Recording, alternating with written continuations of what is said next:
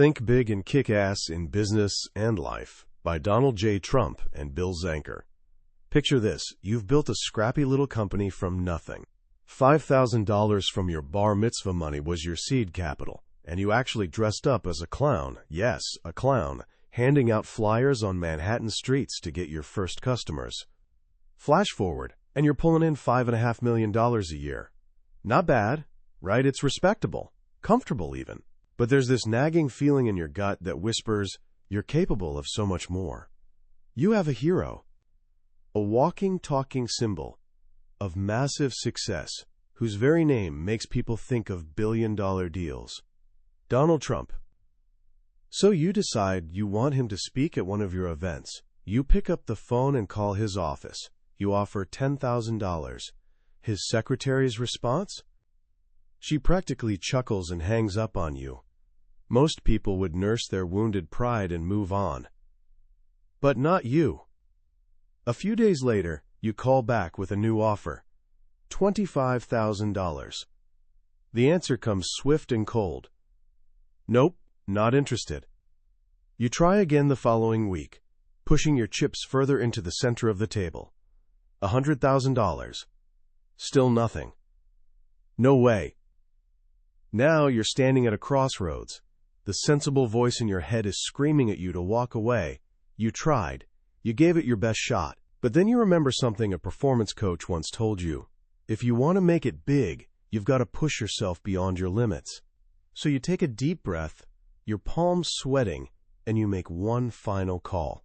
This time, you offer something completely insane. $1 million.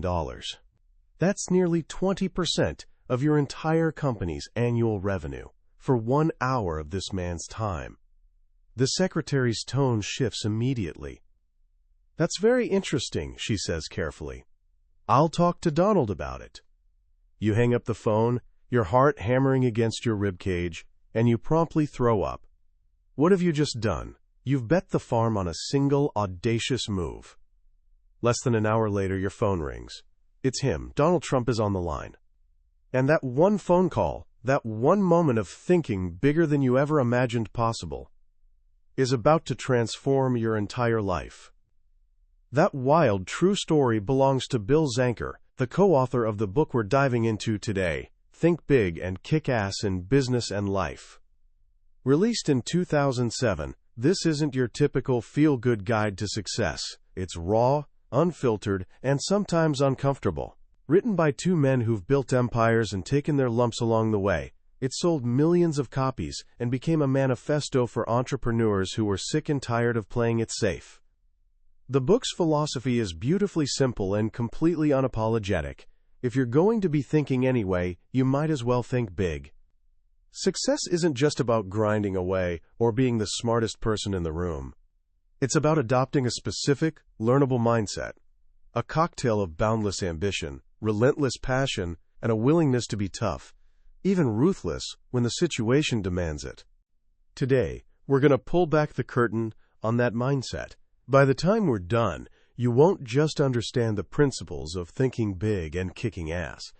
You'll understand the psychological shift required to actually live them. You'll discover why passion trumps talent every single time, how to turn your worst setbacks into your greatest strengths, why trusting your gut can be your secret weapon, and why sometimes getting even isn't just satisfying, it's a critical business strategy. This isn't a summary for the faint of heart. It's a blueprint for a life without limits. Let's kick things off with a question, a sort of litmus test that Trump himself poses right at the beginning. Do you have what it takes? Not just to be successful, but to separate yourself from 98% of everyone else and join the top 2%. He argues this isn't really about raw intelligence or even working hard. It's about attitude. And attitude follows a formula. The first ingredient in that recipe? Brutal, unflinching honesty with yourself. The world you see in glossy magazines and on television, he says, is pure fantasy. Real success is a street fight. It's tough, it's messy, and people will try to steal from you or destroy you just for sport. If you want to win, you've got to be willing to stand up, fight back, And yes, kick their ass when necessary. This path isn't for everyone. It demands that you deal with crushing pressure and solve problems that would terrify most people into paralysis. So how do you know if you've got this in you? He created a little quiz, not to give you a score, but to hold up a mirror to your thinking. First question, how much money do you want to have in 5 years? He gives you options ranging from $100,000 up to $5 million or more. Now, what was your gut reaction? Did you instinctively choose a lower, more realistic number? Here's his point, and it's powerful. This is a hypothetical question. No one is judging you. There are no consequences. So why on earth would anyone voluntarily choose a smaller amount? It reveals a lack of ambition and confidence. You're settling before the game has even started. A true big thinker, he says, would cross out the 5 million and scribble in 50 billion. It's all about the attitude of shooting for the absolute top. Second question, what's your financial dream? Is it winning the lottery? Or is it creating unlimited passive income from a business you've built? Your dreams define your actions. If you can't even dream of doing big things, you will never do big things. He tells a story about his first few weeks in Manhattan, dreaming about what he could do with a massive vacant railroad property on the West Side. Everyone thought it was impossible, but after 18 months of relentless focus and hustle, he secured an option on that property worth $62 million with no money down. Eventually, the Javits Center was built on that land. That's the sheer power of a big dream. Another question probes your hunger. Are you satisfied with your current financial situation? He argues that if you're satisfied, you have zero motivation. You've got to constantly set higher and higher goals, or you'll start slipping backward. Complacency, he insists, is the mortal enemy of greatness. Then he asks about your attitude toward work. Do you see it as drudgery, something to endure, or is it exhilarating and fun? This leads to one of the most important pillars of his philosophy, passion.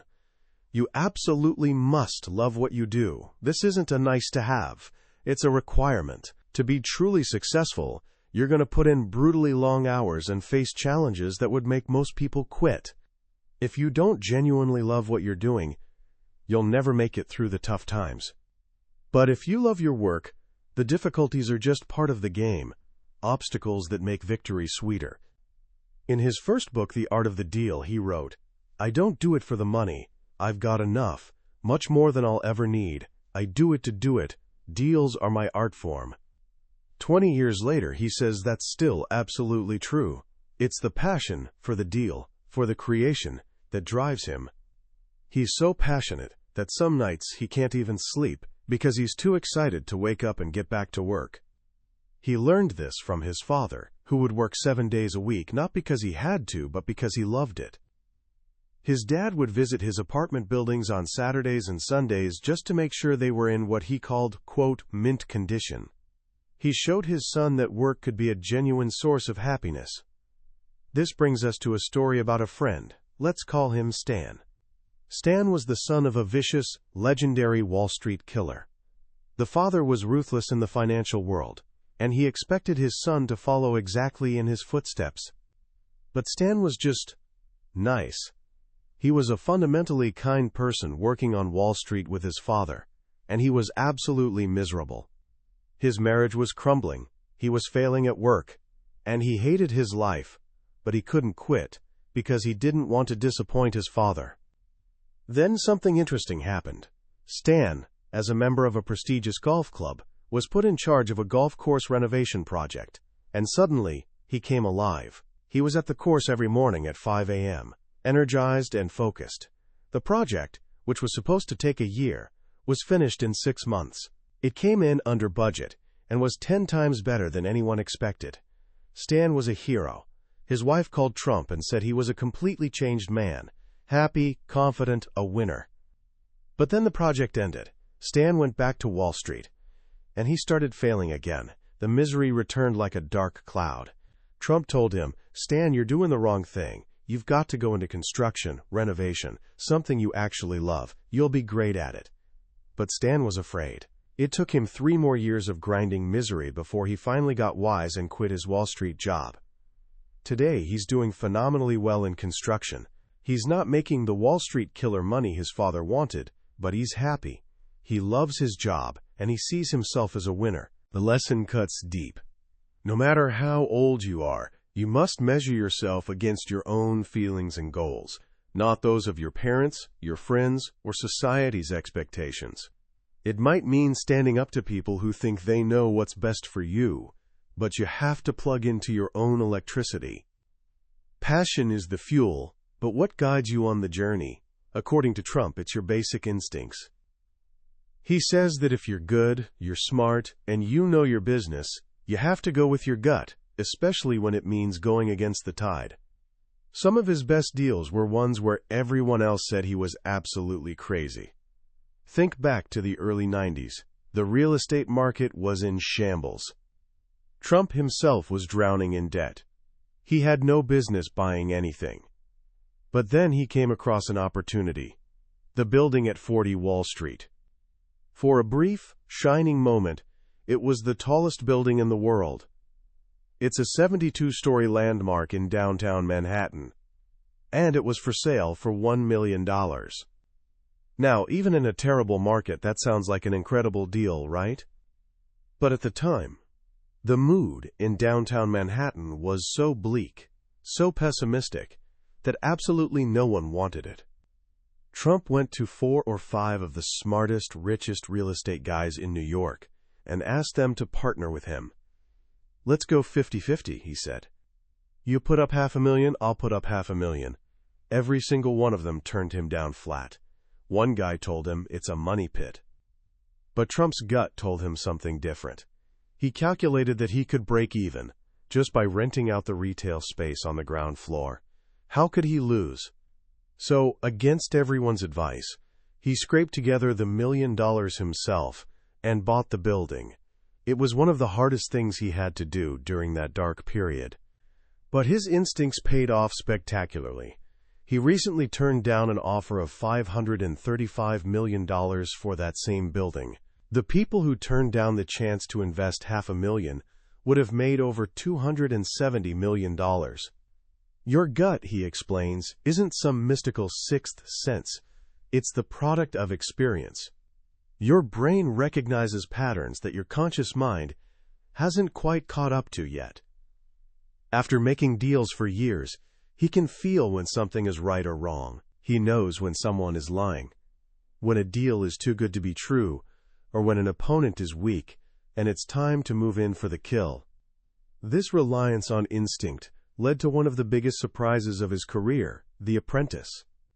It all started when CBS wanted to use his Woolman skating rink in Central Park for the live finale of Survivor.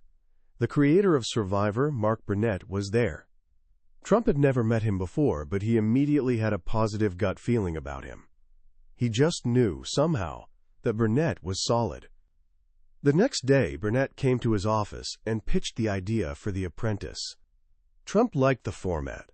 It wasn't a camera crew following him around invading his privacy. It was about young, ambitious people competing in business tasks, with him presiding in the boardroom. He liked the concept so much that they shook hands on the deal right then and there, becoming 50-50 partners. Then his agent called. His agent, one of the most powerful in Hollywood, was absolutely furious. "Donald, I don't want you to do it," he said firmly. "No business show in the history of television has ever made it in prime time. Never." He also reminded him that 98% of all new television shows fail. Trump had a problem. He had given Mark Burnett his word. He had shaken his hand. And for him, that's sacred. When you shake someone's hand and make a deal, you honor it. Your word is your bond. So despite his agent's dire warnings and statistics, he told Burnett, "Mark, I shook your hand. We're doing the show." The rest, as they say, is history. The Apprentice became the #1 show on television. Suddenly, a real estate developer was a household name and television star. And that agent who told him not to do it? He called back after the show hit #1. "Donald, congratulations," he said smoothly. "I'd like to come see you. I think I'm entitled to a commission." Trump's response was swift and satisfying. "You're fired." Sometimes, Trump points out, things work precisely because you don't know they're supposed to be impossible. If he had known everything about the television business, he might have listened to his agent and passed on the opportunity of a lifetime. He took a chance, went with his gut, and it paid off enormously. So we have passion as our fuel and instinct as our compass. But what happens when you're on the right path and things start clicking? You build something incredibly powerful: momentum. Trump calls it Big Mo. He tells a cautionary tale that's almost tragic about a man named William Levitt, the father of modern suburbia. After World War II, millions of soldiers were returning home with nowhere to live. Levitt solved this crisis by applying assembly line techniques to home construction. He broke the building process down into 27 distinct steps and used specialized teams to build houses faster and cheaper than ever before. He built entire towns, like Levittown, New York, with 17,000 houses. He was a genius, a titan of industry. He graced the cover of Time magazine. He was hungry, obsessive about details. He'd even make sure his workers collected sawdust to sell, because nothing should go to waste. In 1968, Levitt sold his company for $92 million in stock, which would be equivalent to about $2 billion today. He retired, married a beautiful woman, bought a 237-foot yacht, and lived a life of luxury. As part of the sale agreement, he agreed not to build homes in the United States for 10 years. Here's where things went wrong. The company that bought him, ITT, didn't have his passion or his meticulous attention to detail. They lost a fortune. The stock plummeted, and Levitt, who had used his stock as collateral for other ventures, lost almost everything. 15 years later, he bought his old company back, desperately trying to restart his career. But it was too late. He ran headlong into a recession, faced other problems, and ended up going bankrupt. He lost everything. Years later, in 1993, Trump was at a party for ultra-successful people. He saw an old man sitting alone in a corner, isolated. It was William Levitt. He was in his 80s, and no one was talking to him. Trump, who had always respected what he'd accomplished, went over to speak with him. He asked Mr. Levitt what exactly went wrong. And Levitt said something Trump never forgot. He said, simply, "Donald, I lost my momentum." He died shortly after, with nothing to his name.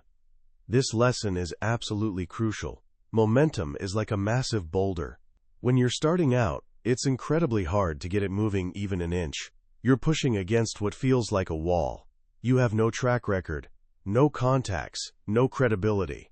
Nobody believes in you or your vision. But with every call, every meeting, every small action, you are silently building momentum. Then one day, something breaks through. You land a deal. Your credibility rises a notch.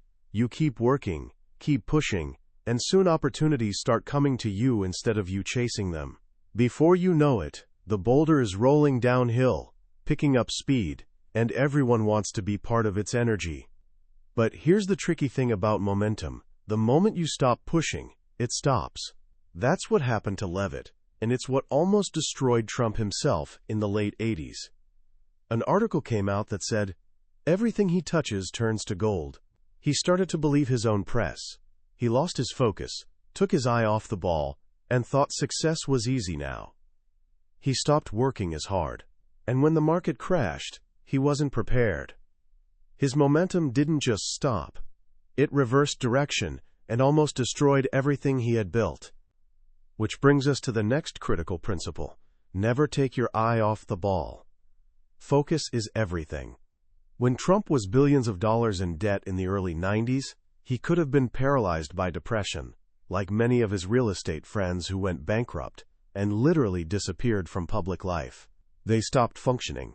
But Trump did something different. He acknowledged the terrible situation.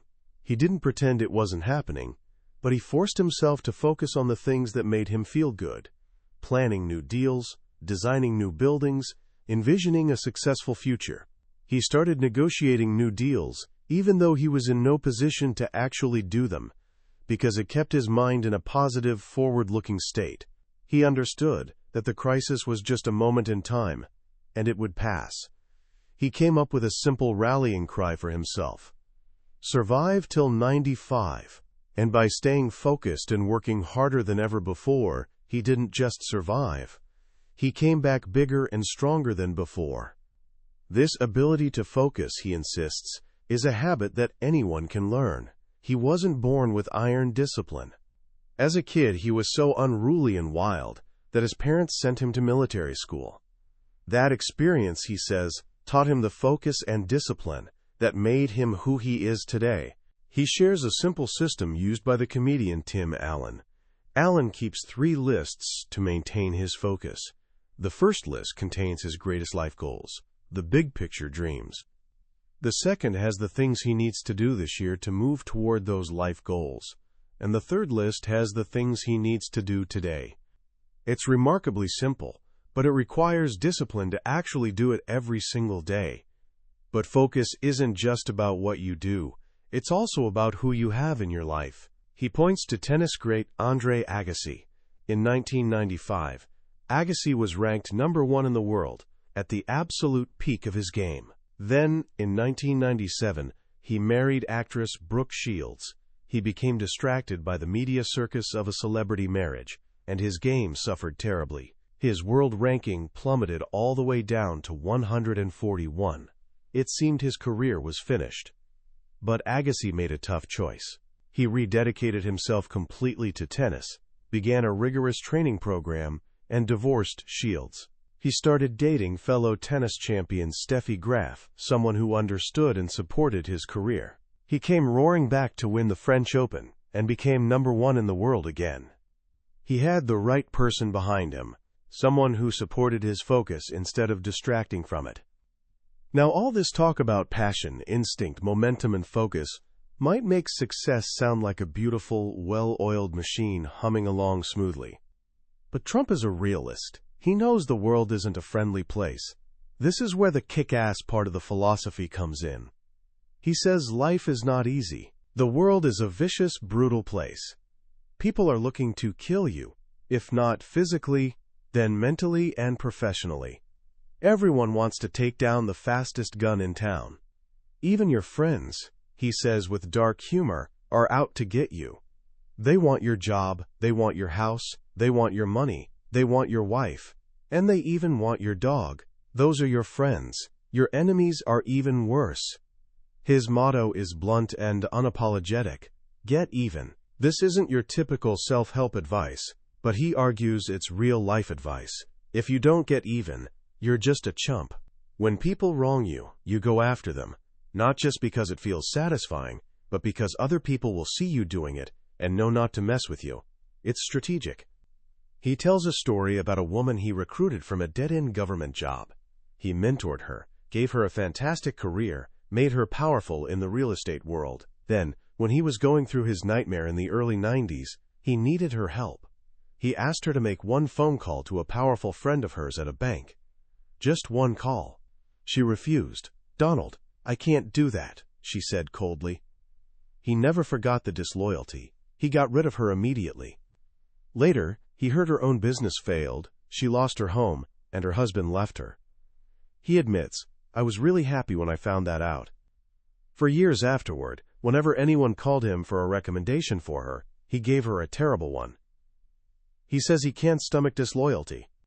The people who are loyal to him, he puts on a high pedestal. The ones who aren't, he goes out of his way to make their lives miserable. This take-no-prisoners attitude came to a very public head with his feud with Rosie O'Donnell.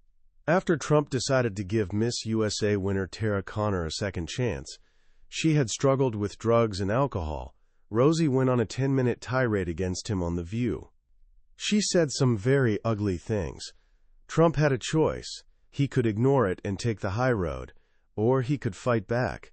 He chose to attack her, so hard she would rue the day she decided to attack me. The media went absolutely wild. He called her disgusting, both inside and out, a slob, and a loser. When a reporter later asked if it was true, he called her a fat pig. He replied without hesitation, "No, I called her a pig. He explains his strategy.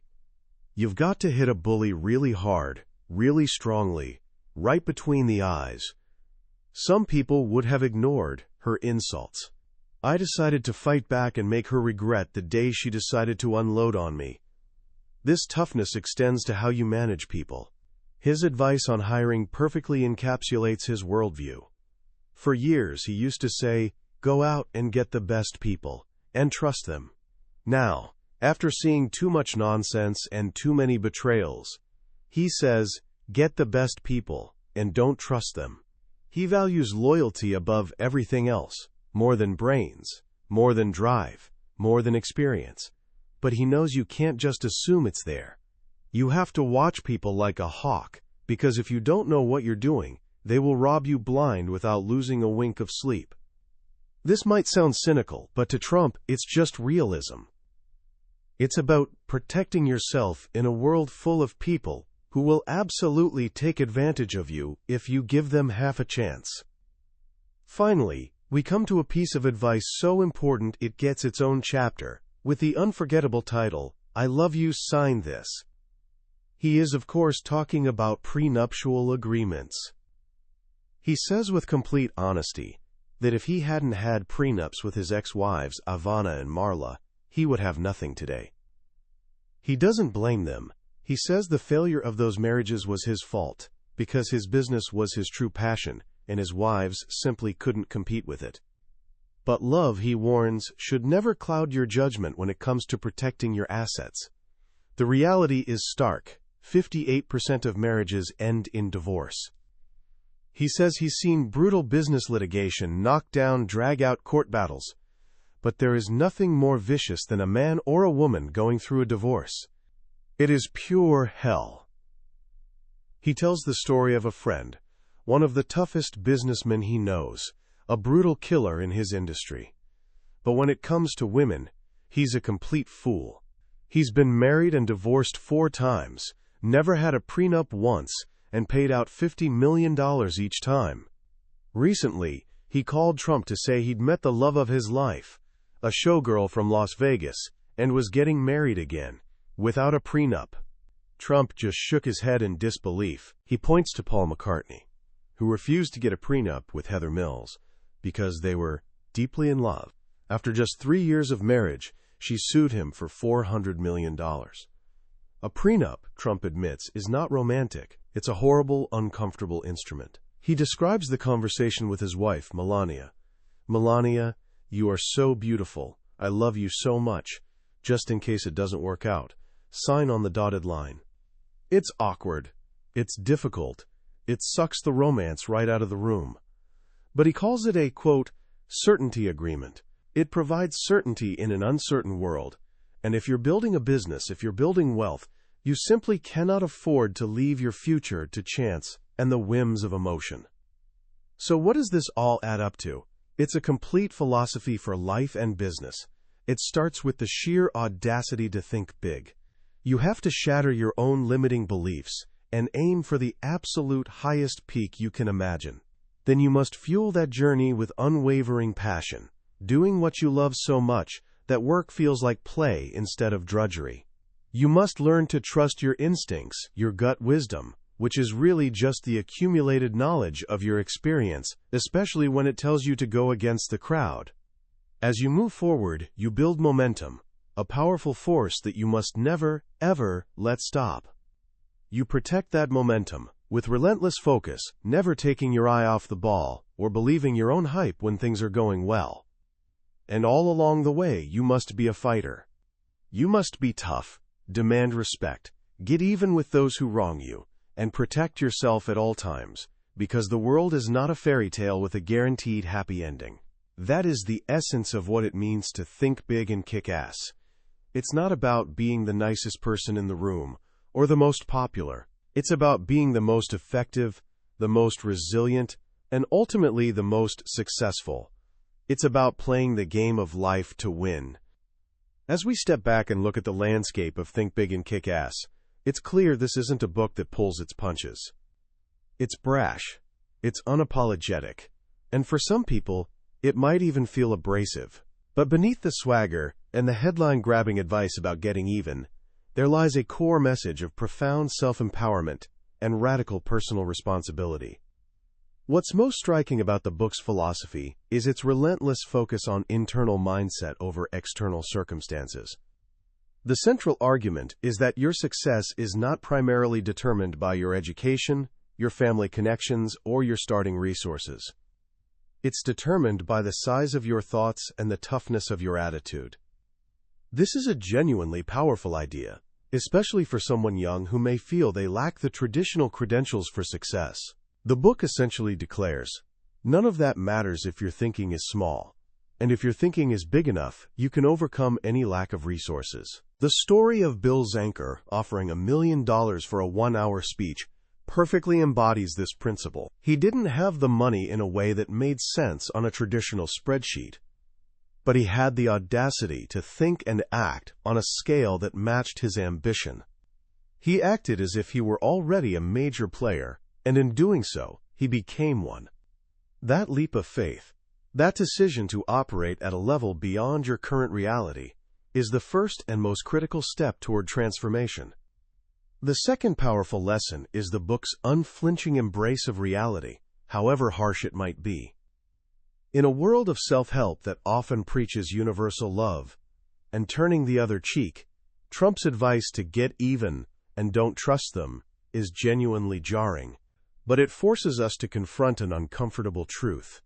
Business and life can absolutely be a full-contact sport. People will take advantage of weakness. Disloyalty exists in the real world. By advising us to be prepared for the worst in people, the book isn't promoting cynicism for its own sake. It's promoting a form of strategic defense. It's about building an emotional armor that allows you to operate effectively without being naive or getting crushed by betrayal. The world, as he says, is a jungle. You can't walk into it pretending it's a petting zoo and expect to survive. And finally, the concept of momentum, illustrated so vividly by the tragic story of William Levitt, is a lesson that really stays with you. It paints success not as a destination you finally arrive at and can rest, but as a dynamic force that must be constantly nurtured and maintained. The moment you rest on your laurels, the moment you start believing your own hype, you begin to lose it. Success requires perpetual motion, perpetual focus, perpetual hunger. This is an incredibly demanding standard, but it explains why so many people who achieve remarkable success ultimately struggle to maintain it. They win the prize and then stop doing the very things that got them there in the first place. So how can you start applying these ideas today in a practical way? First, conduct a Think Big audit for 1 full day. As you go about your day, pay close attention to your thoughts, especially regarding your goals and your self-imposed limitations. When you catch yourself thinking, I hope I can get a B on this test, stop and ask yourself, what would it actually take to get an A+? When you think, I'd like to save up $1,000, push yourself to ask, what would a realistic plan to save $10,000 look like? You don't have to act on these bigger thoughts immediately. The goal is simply to stretch the muscle of your imagination, to get comfortable with thinking on a grander scale than you're used to. Second, identify one area of your life where you feel you're being pushed around or taken for granted. It could be a friend who's always late and wastes your time, a group project where you're doing all the work while others coast, or even just a personal habit you've let slide. Decide on one small but firm action you can take to fight back and reclaim your ground. This isn't about starting a war or being cruel. It's about signaling to yourself and others that you demand respect. It could be as simple as having a direct, honest conversation, or setting a firm boundary and actually sticking to it. The specific action is less important than the decision to stop being passive and start standing up for yourself. This book is a powerful tool, but it's also a challenging one. It asks you to be tougher, bolder, and more ambitious than you might be comfortable with right now. It champions a kind of self-belief that borders on what some might call arrogance, and it advocates for a level of toughness that can sometimes feel ruthless. But in doing so, it provides a powerful antidote to the self-doubt, fear, and small thinking that holds so many people back from reaching their true potential. That was a summary of Think Big and Kick Ass in Business and Life by Donald J. Trump and Bill Zanker. We've certainly covered the core ideas today, but I'll be honest with you. A summary can only ever be a map. The real treasure is found when you actually journey through the book yourself. The power is in the full stories, the unfiltered voice, and the way a particular piece of advice might strike you at the exact moment you need to hear it. This summary is really your guide to help you decide if this journey is one you want to take. If the idea of shattering your own limits and adopting an unapologetic winning mindset genuinely resonates with you, then grab a copy and dive in. Reading it isn't just about learning concepts. It's about absorbing an attitude that could genuinely change how you approach every single day of your life. The link to the book is in the description.